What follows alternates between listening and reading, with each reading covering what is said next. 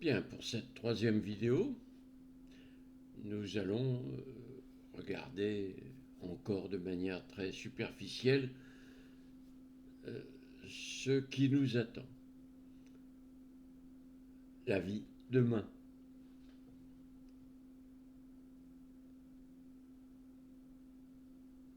Il y a un problème, l'effondrement de la civilisation. Alors, je sais bien que vous ne voulez pas entendre parler de ça, donc on ne va pas en parler parce que sinon vous fuyez et c'est pas le but. Mais tout de même, il faut y penser un peu. Voilà. Mais nous, on s'en fiche un peu de l'effondrement de la civilisation.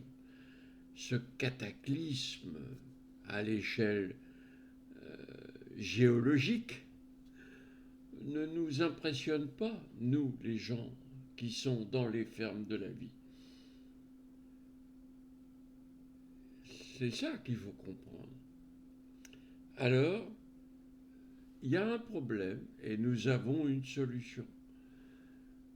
Dire que cette solution est simple, ce serait mentir, hein.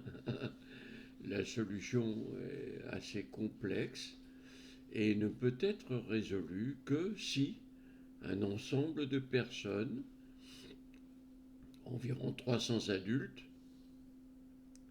plusieurs fois répartis dans le territoire, se préoccupent de construire la solution.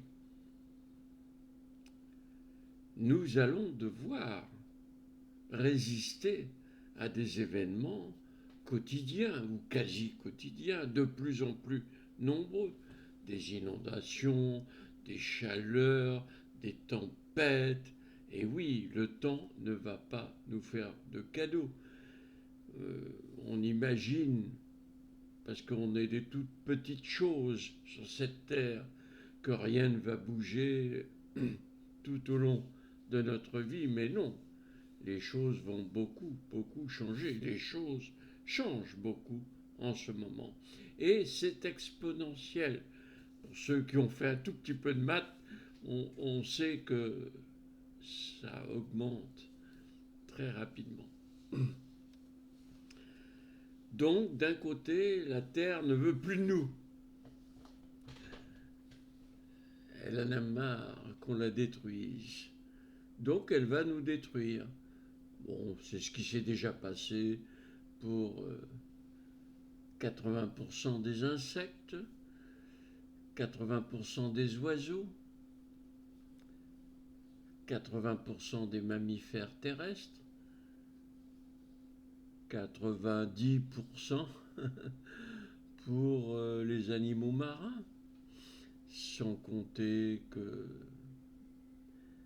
les coraux sont en train de mourir et que ça fait partie de l'exponentiel, ça nous pousse vers le haut assez rapidement tout ça. Donc la solution, c'est quoi? C'est construire un village que nous appelons une ferme.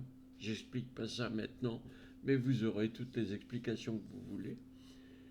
Et il faut construire ce village. Alors ce village est un peu spécial, évidemment. C'est pas, je sais bien, Yves Cochet dit à Londres récupérer les villages abandonnés, etc. Non, ça résout rien.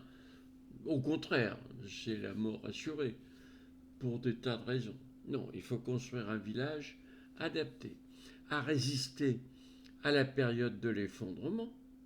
Parce que si vous n'avez rien préparé et que tout d'un coup, pendant une semaine, vous n'avez plus rien à manger, je suis bien persuadé que même si vous êtes quelqu'un de très gentil, vous allez vous lever de votre divan ou de votre fauteuil et aller demander à la voisine un peu à manger.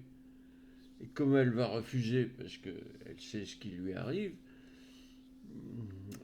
eh bien vous reviendrez une heure après ou 2 jours après avec un couteau pour la menacer. Et de fil en aiguille, la pauvre voisine, elle va y passer. Hein, parce que là, c'est la vie, la mort qui se joue. On n'est plus dans ce monde tranquille.